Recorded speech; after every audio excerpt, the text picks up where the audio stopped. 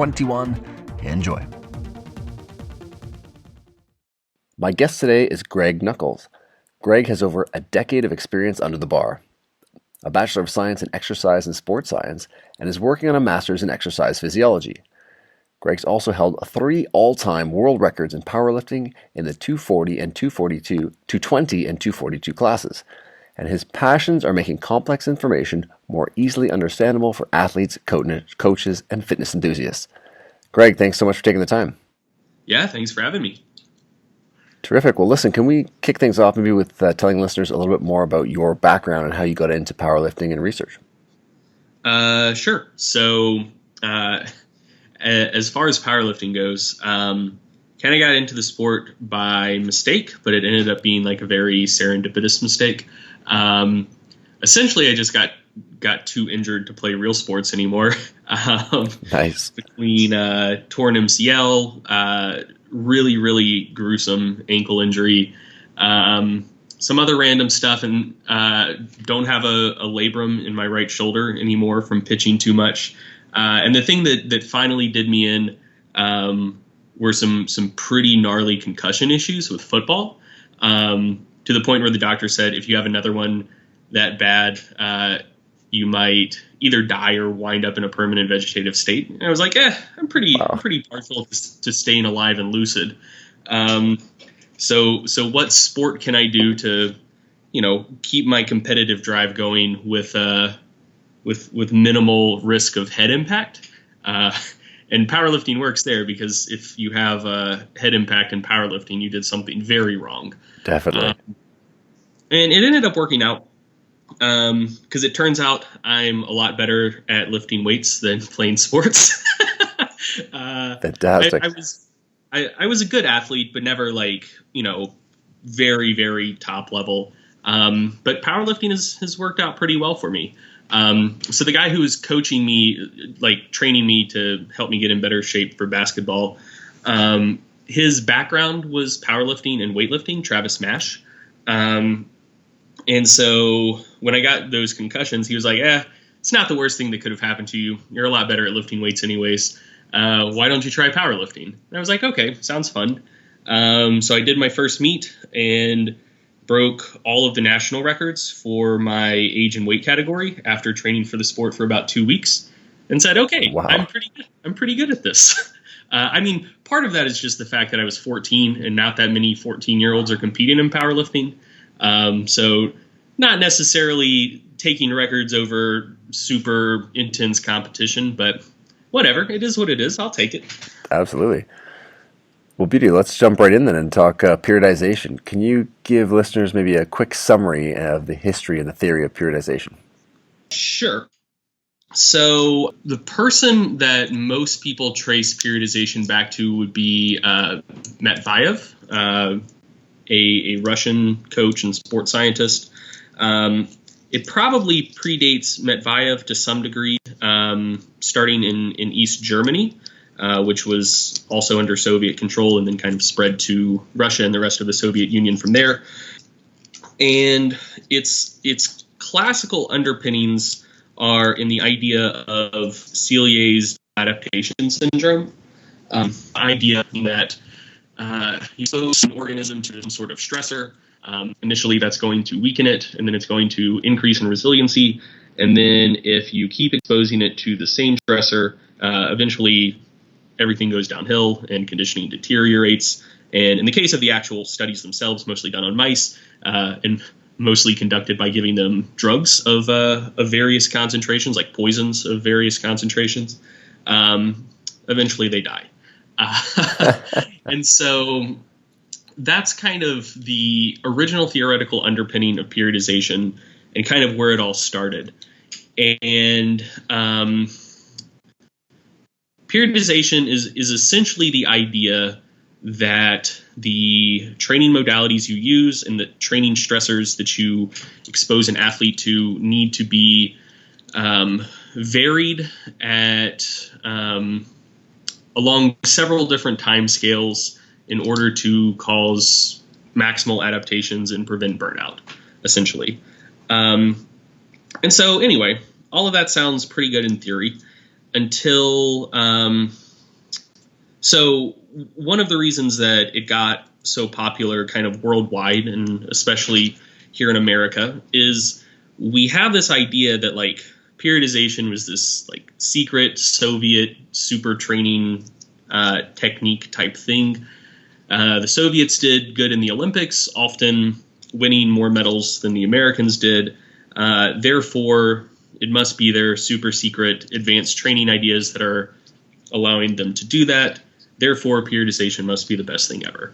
That seems logical, right? It is until you actually go back and look at the data. For sure. So, for one, to chalk it all up to training disregards a few other factors. So one is that Russia, all of the Soviet countries in general had very, very good athlete identification and development programs, like on the national level. You compare that to the U.S., where, you know, if you're built really well for swimming, but by God, you love basketball, you're going to be a basketball player. And if you decide to take up swimming, it'll probably be too late in life to actually have enough time to develop into as good of a swimmer as you could have been. You know, and we let athletes kind of choose the direction they want to go here in the U.S. And people do, for the most part, kind of like to play to their strengths. So it's not a terrible system, but when compared to the system they had in the USSR, which was essentially having people go through the schools, identify kids with promise as early as like 6-7 years old, and then like put them in nationalized training facilities to make sure that they could develop, you know, over 15-20 years until they hit their competitive peak. We just didn't do probably as good of a job getting as much out of our collective talent as they did. So that's one factor, completely independent of training. And another one that can be overlooked is the nationalized drug program they had. And Absolutely. When I say that, a lot of people will counter and say, like, well, everyone was using drugs back then. And, like, they totally were. Like, if you WADA wasn't, if memory serves, and it may not, but if I'm off with these years, I'm not off by much. I want to say that drugs weren't actually disallowed in the Olympics until I want to say either 86 or 88. And then for a while, they would have like in-contest testing, but no like body to organize year-round testing. And then what we think of as like modern drug testing didn't start until like well after the Berlin Wall fell. I want to say it was the 2000 Olympics, may have been the 2002 Winter Olympics. I think WADA was established in like 99, 2000, 2001, somewhere along in there. Yep. So they for a lot of that time, people could just use drugs and it was fine. And then for a while, people could use drugs because they were technically against the rules, but they weren't really testing for them, or at least testing well for them. Probably kind of every country or every competitive country during that era was using, but it's generally agreed that the Russians had kind of the best and most aggressive doping program. When people look at the Russians' Olympic success and chalk it all up to their superior training methods, it overlooks at least two other very, very big important factors that also contributed to their success in that period. And also, they didn't implement periodization on like a nationalized level until, if memory serves, the 1960 Olympics. And if you go and look at their medal counts in the preceding two Olympics and then in the proceeding to Olympics after they started implementing these things, it didn't actually improve their medal haul all that much. Just kind of pre-post, like they won a ton of medals before, they kept winning a ton of medals after. You don't really see a big uptick that you would expect to see if it was improved training methods really, really driving their success. Gotcha. So that's kind of one issue with the lore behind periodization. And the other is that kind of the theoretical underpinning of the general adaptation syndrome, it makes a lot of sense unless you have actually read the papers it's based on. And, you know, I think it's a decent conceptual model for understanding how the body responds to stress. But if you look at the papers that general adaptation syndrome is actually based on, it's not like, let's train some mice, or ideally let's train some humans and see how they can adapt and thrive and become better athletes. They're much more like, you know, let's stress mice until we eventually kill them and see what the process of their demise looked like. Absolutely. So more of a heuristic than anything else. Yeah. So, you know, that's a pretty big extrapolation to actual like training for sports. And I definitely don't think it's kind of justified to use that as anything even remotely approaching a physiological underpinning. So yeah, it's kind of a negative take on the background and history of periodization. For sure. And today, at the moment, in terms of the research, you know, if we stick to this discussion even around powerlifting, where does the theory meet the practice? Yeah, so that's a good question. So after kind of teeing myself up, am I allowed to swear on this podcast? You should go for it, sure. Okay, so after kind of teeing myself up and shitting on periodization for about the last 10 minutes, there is quite a bit of research looking at periodized versus non-periodized training for strength development.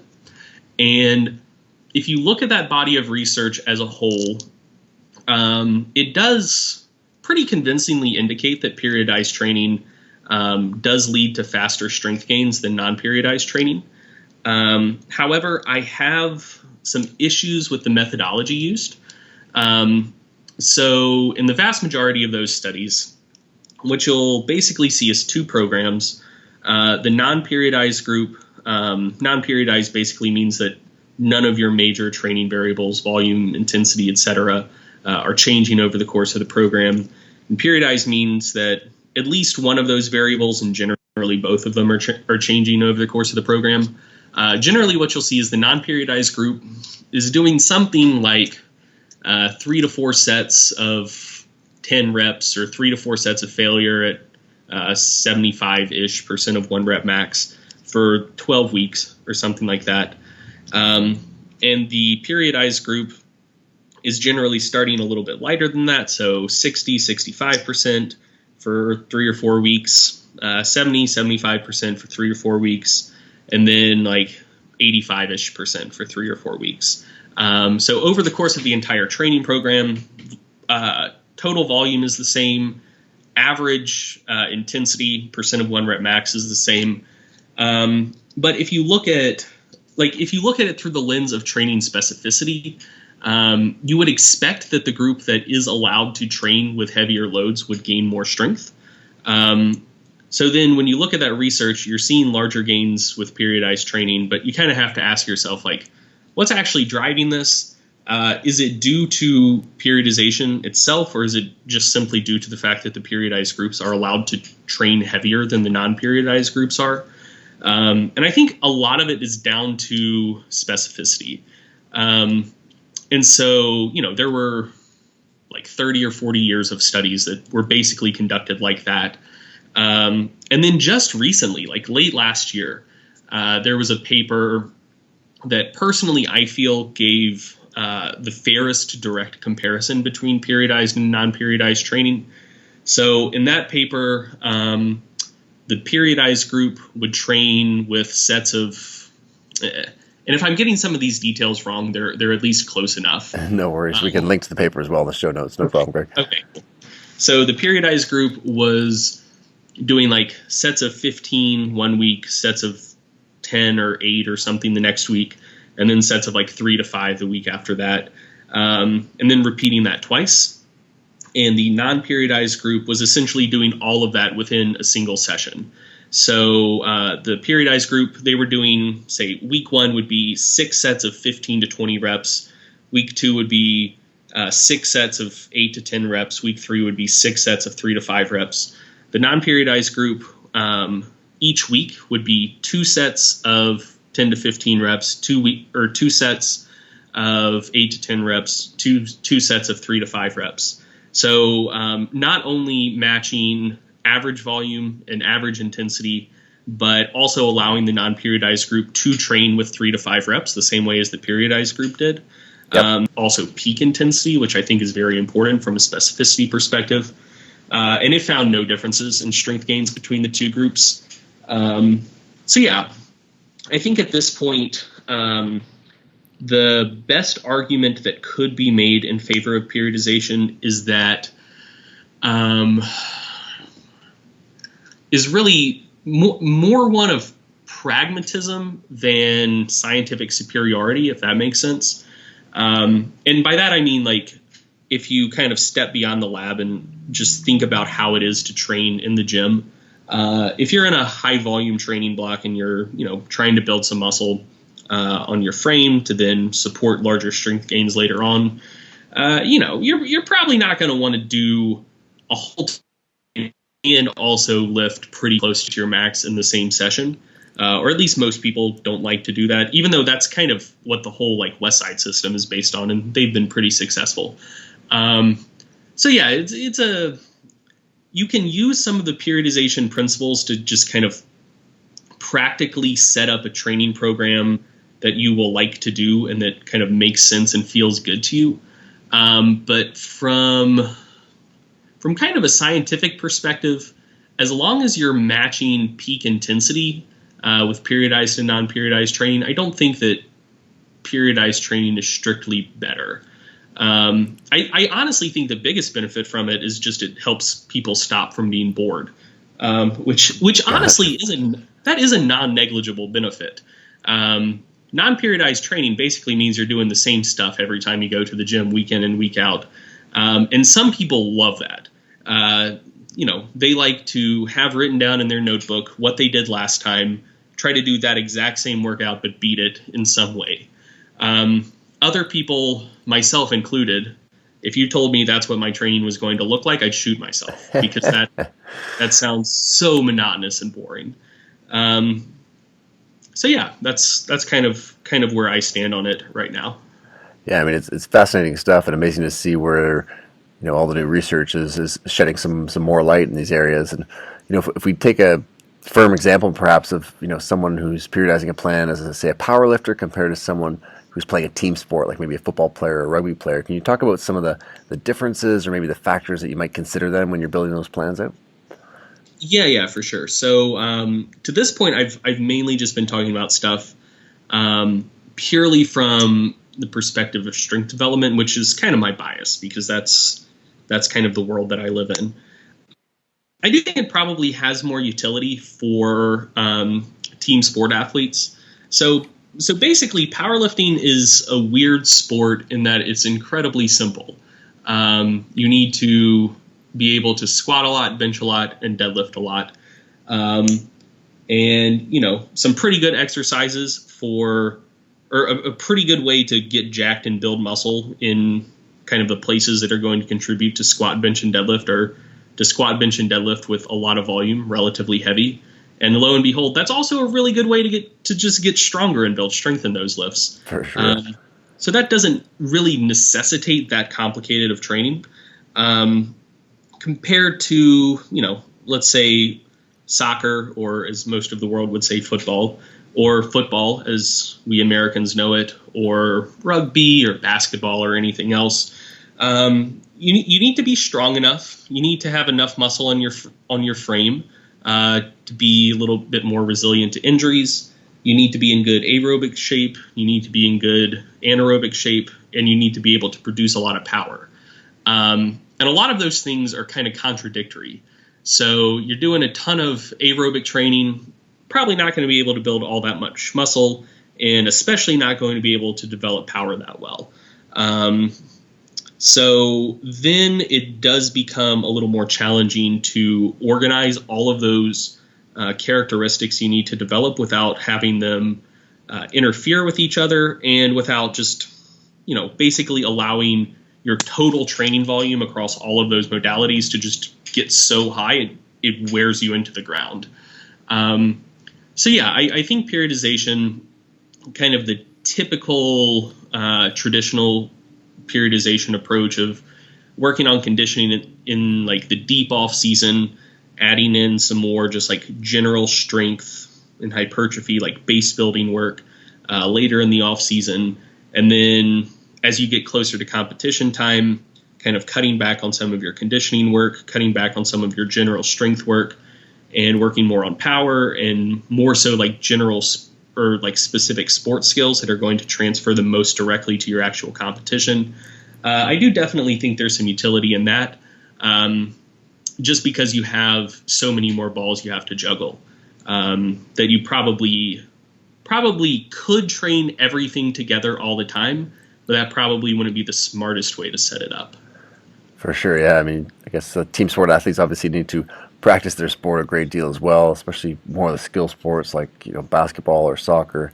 So if we circle back to sort of concurrent training, can you maybe? Yeah, so concurrent training, which is basically training, like doing resistance training and conditioning work within the same program at the same time.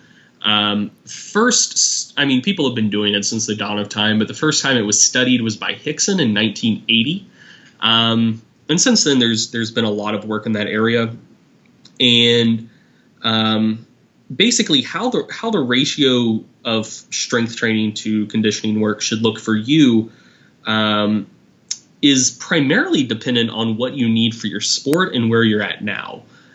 Some kind of general recommendations are actually just the biggest general recommendation would be, if at all possible, if you can separate your conditioning sessions from your lifting sessions by at least 6 hours and ideally 24 hours.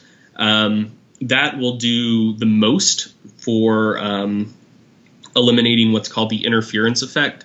The interference effect is the very well supported idea that if you do like lifting and conditioning work in the same program, you will still gain strength and still gain muscle, but you'll gain less strength and less muscle than you would have if you would have only been lifting.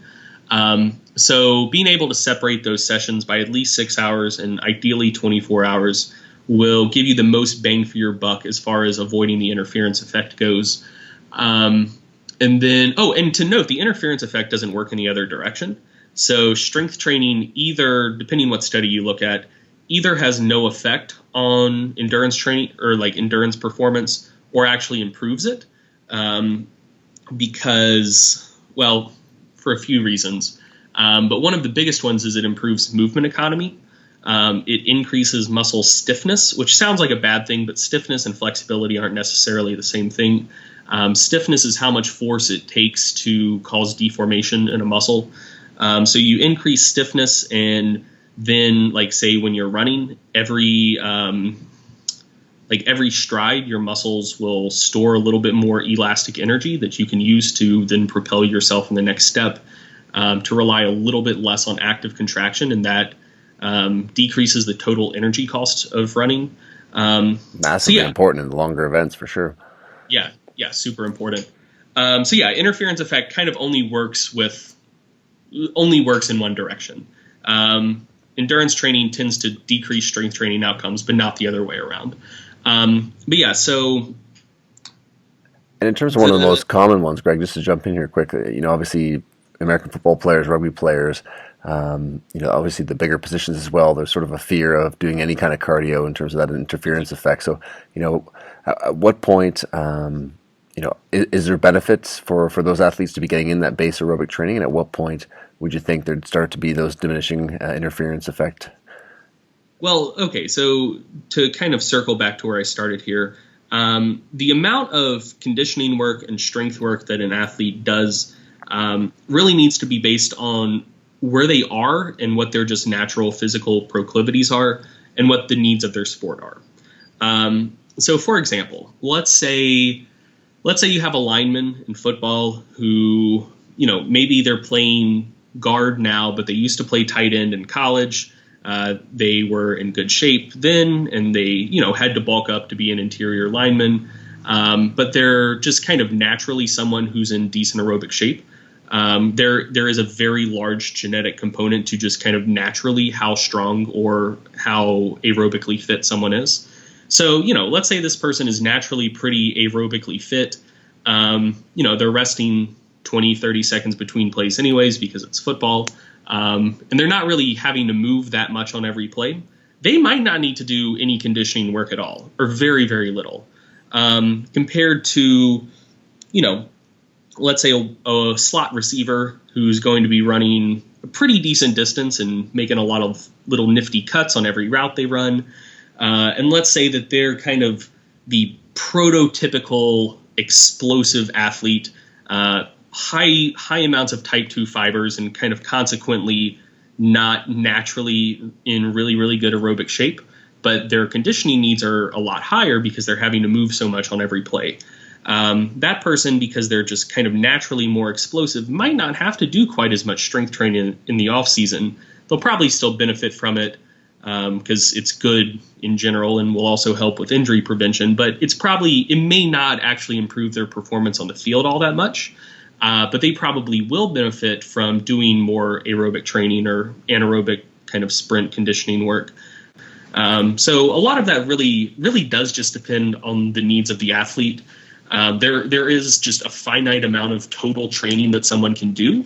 And so your job as a coach is kind of to figure out what that ratio is for each of your athletes. Like guys that need more conditioning work, have them do more conditioning work.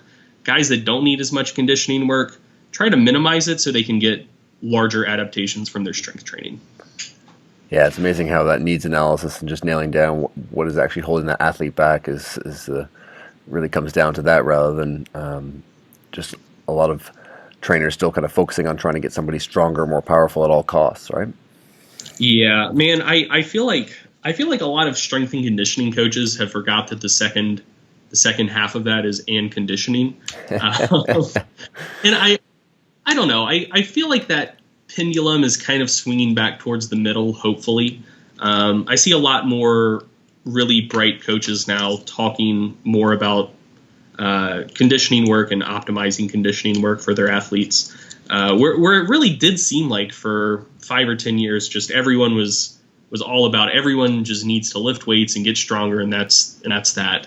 So yeah, I think people are realizing more so again the value of conditioning work, or at least I hope so. And if we tie that back into powerlifting in terms of some type of aerobic work for powerlifters, is that going to benefit them in terms of potentially in terms of recovery and things like that? Yeah, it depends. So the thing I'd say about that is if you feel like your conditioning is limiting your ability to do as much work as you need to in the gym, you're probably right. And it becomes more important the stronger you get, just because the energy demands of essentially anything scale with work rate, kind of work defined in the physics sense. And so if your range of motion is the same and you're doing the same number of reps, but you have twice as much weight on the bar, you're burning twice as much energy in the same period of time. Your work rate is twice as high. So if you look in the gym and you see someone fairly untrained banging out a set of 10 squats and they put everything they had into it, and maybe they're working with 185 pounds. They might be breathing hard after the set, but like 30 seconds later, they're fine. You see someone do that same set of 10 squats, but with 600 pounds, and like, I don't care who you are, like, you're going to be fucked after that. For sure. I don't think for kind of a new lifter, conditioning work is really all that important. Just because it's generally not going to limit their ability to get in enough work in the gym or recover between sets and between sessions. But I do think it starts playing a progressively larger role the stronger you get, just simply because the energetic demands of your training and the energetic demands of recovering between sets and between sessions kind of increases linearly as you get stronger. And for lifters who are hitting a plateau, let's say power lifters, they're they're not making any progress, but they generally feel pretty good. What are some things for them to maybe consider in terms of their training plan? I mean, if they still feel pretty good, they probably just need to train harder in general. Increase training volume, increase frequency, something like that. I wouldn't worry too much about conditioning unless you're just kind of starting to really feel worn down by the midpoint of your sessions or like between sessions. Like that's telling me you're probably not recovering well enough. But if you're at a plateau, but you still just generally feel pretty good, you're not wiped out at the end of your workouts, you're recovering well between sessions, like you're probably just not training hard enough. And if we flip that then for those clients that maybe are, starting to feel tired, starting to get some diffuse soreness or, lack of a pump during the training or enthusiasm during the training, what are some of the potential strategies there? First thing is look to see if they're taking care of business outside the gym. Is your diet in check? Are you eating enough protein? Are you eating enough just period? As people start overreaching, a lot of times their appetites start going. Are you doing a decent job managing stress? And kind of, are there things in your life that are causing you stress that are outside your control? So, for example, if someone, say, just has a really stressful job and that stressful job is never going away, that's a different situation than you make poor life choices and manage your time poorly, so work piles up. Like that's a fixable stressor versus you have a shitty job and there's nothing you can do about it. That's kind of not fixable. So kind of look to, and the other really, really big one is sleep. Most of the time I find that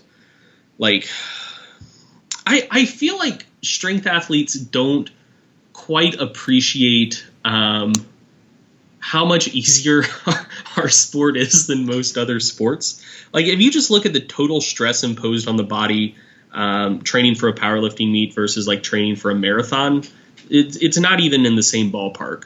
But I find that a lot of powerlifters who are getting really worn down when they're ramping up their training volume are either eating like garbage, just not eating enough protein, or just aren't sleeping nearly enough. I have some theories as to why that is, but I mean, us powerlifters as a bunch tend to be just stimulant junkies and novelty seekers in general who make bad choices and don't sleep a lot. That's kind of what I've just noticed overall. It's funny. It's funny you mentioned that. I had Dr. Ian Dunican on a few weeks ago, and he's a sleep expert from Australia, and he'd done some research in rugby players. And you mentioned sort of team sport being so intense, and of course, he in his study around sleep, they're investigating the effects of caffeine, and they realized that the players weren't even aware of how much caffeine they were using in terms of the powdered form pre-game. So some guys were just taking these massive doses. So definitely the dopamine junkies should tick that box. Yeah. If someone's feeling worn down, kind of the first thing I ask about is sleep. Just because I find that one, if people aren't sleeping enough, improving their sleep, improving their quality of sleep, that pays the biggest dividends. Next thing I'll ask about is nutrition. Specifically, are they eating enough protein and do they feel like they have an appetite? And then kind of past that, more just like generalized stress and what things are fixable kind of versus what things aren't fixable. And if they're checking all of those boxes, like they're sleeping 8-9 hours a night, they're not drinking a bunch of caffeine late in the day, and they have good sleep hygiene in general, so you would kind of assume they're sleeping pretty well. Their diet's good, they're eating plenty of protein, and they're not reporting high levels of stress, either objective kind of number of stressors or kind of subjective how stressed they feel. If all of those things are in line, then it's time to look at their training.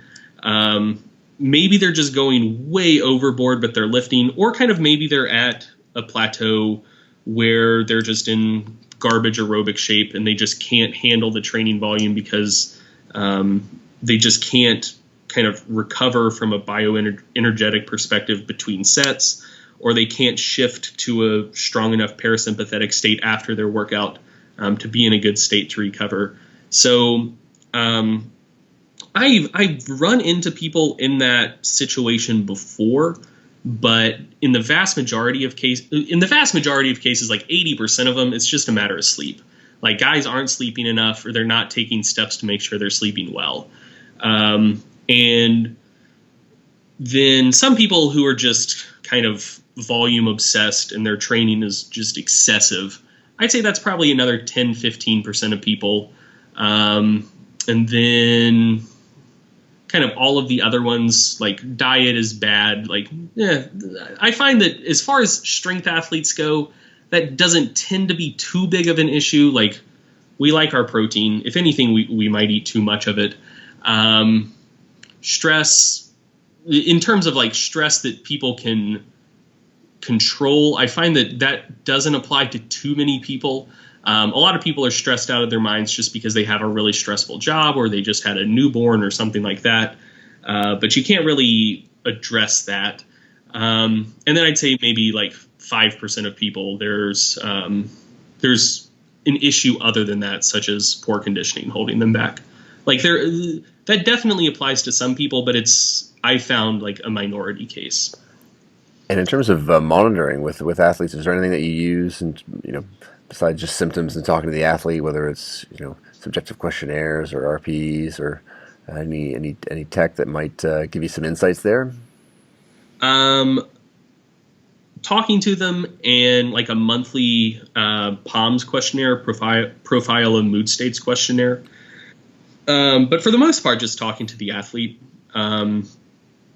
Some of the more like quasi-objective assessments, like HRV, I used to put stock in and don't too much anymore, just because I found that its signal-to-noise ratio isn't all that great.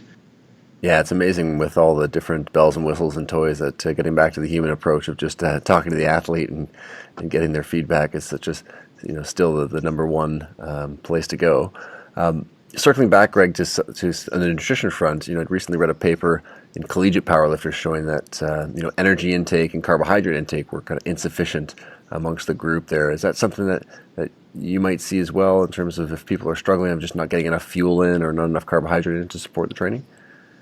Do you remember in that paper what they used to assess nutritional intake? I'm not sure if it was just a questionnaire or... I don't know, man. I'm honestly pretty skeptical of a lot of I'm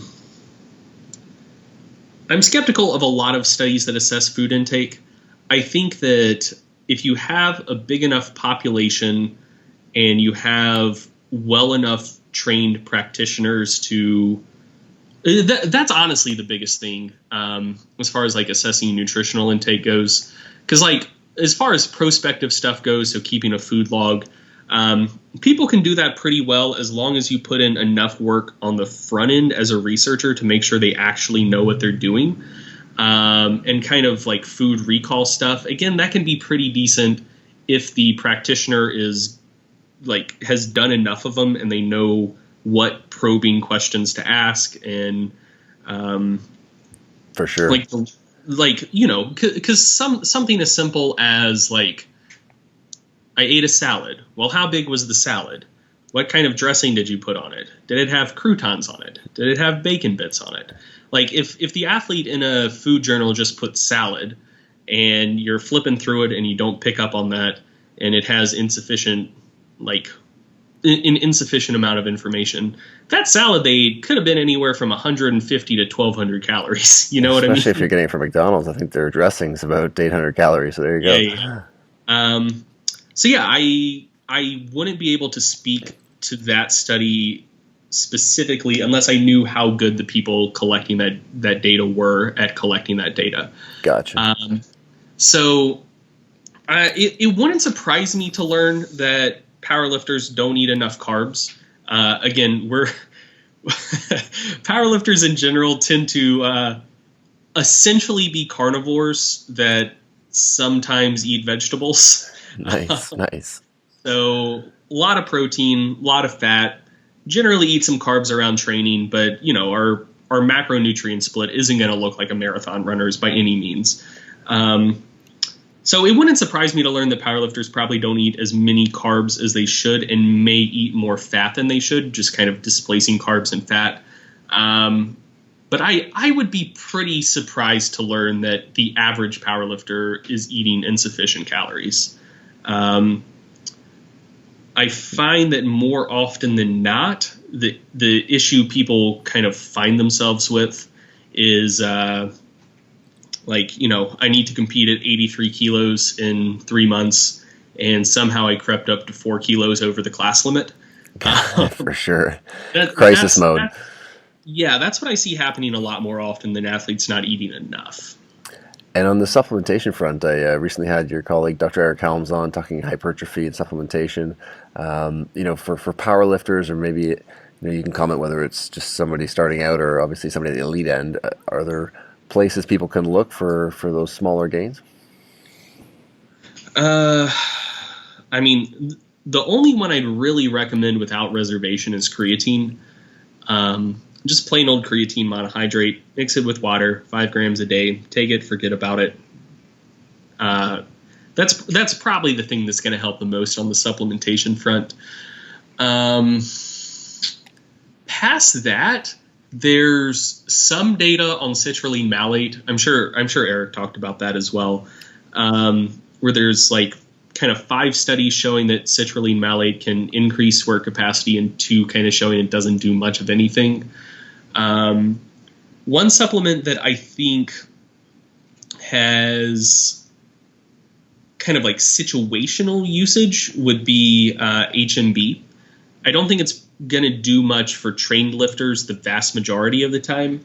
But if you have to take time out of the gym, or if you dramatically increase your training volume for some reason, HMB, which helps limit muscle damage to some degree and increase rate of recovery, generally hasn't been shown to do much in trained athletes, but I could see it being beneficial in those circumstances where kind of the amount of stress you're exposing yourself to is ramping up a lot. Again, coming back from training after a layoff or an injury, or just ramping up training volume, maybe if you've been taking it easy for a couple weeks after a meet and now you're going to really ramp things up for off-season training. There was one interesting paper on gelatin supplementation, increasing collagen synthesis pretty substantially.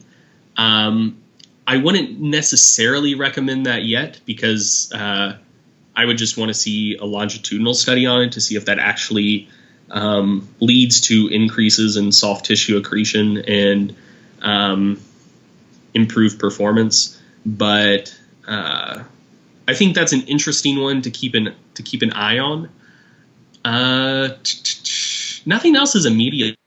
A lot of the other popular ones, so say, for example, beta-alanine, really, really good for improving performance that lasts between 1 and 5 minutes.